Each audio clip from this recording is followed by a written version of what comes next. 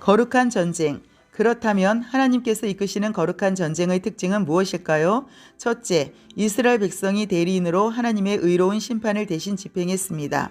그래서 그들은 여리고 성과 성 안의 모든 것을 전멸시켜야 했습니다. 소돔과 고모라를 없앤 유황과 불 같은 역할을 했습니다.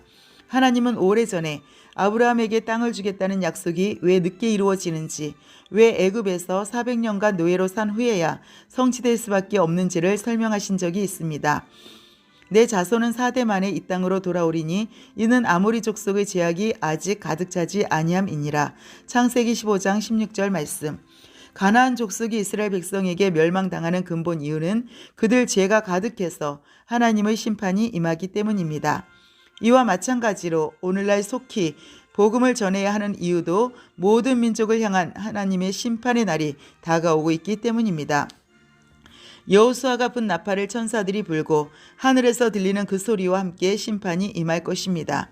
그때 라합처럼 이스라엘 하나님과 언약을 맺은 자들만 심판을 면하고 그렇지 않은 자들에게는 영원한 심판의 불만 기다릴 뿐입니다.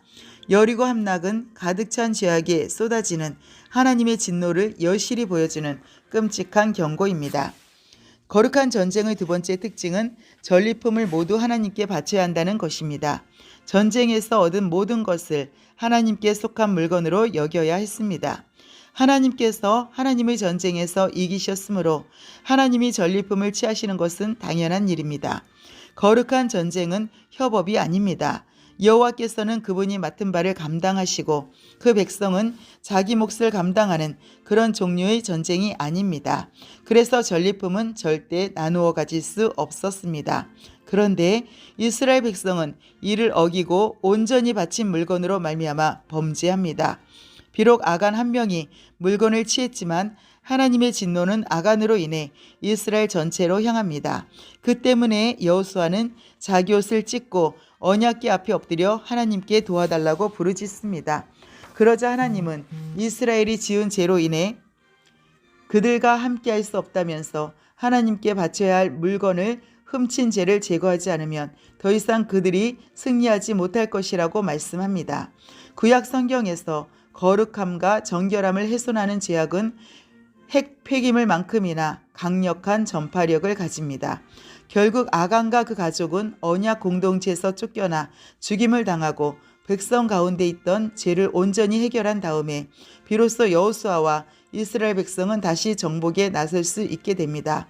그렇게 아이성을 정복하고 그 승리의 한복판 에발산에서 예배를 드립니다. 에발산의 예배는 신명기 11장 29절에 기록된 모세의 명령이 그대로 성취된 것인데 당시 모세는 이스라엘 백성에게 약속의 땅에 들어가면 에발산에서 축복과 저주를 선포하라고 당부했습니다. 그 이유는 오래전에 아브라함이 세겜에서 처음으로 땅을 얻을 것이라는 약속을 받았기 때문입니다. 결국 여호수아는 여호와께서 모세에게 명령하신 그대로 가나안 땅 전체를 정복하여 각 지파에 나누어 주고 그 땅 소산을 누리게 됩니다. 그러고는 마침내 그 땅의 전쟁이 그칩니다. 이스라엘 백성은 안식을 누렸고 모두 행복하게 살았습니다로 결론이 나는 듯합니다. 하지만 성경 이야기는 여기서 끝나지 않습니다.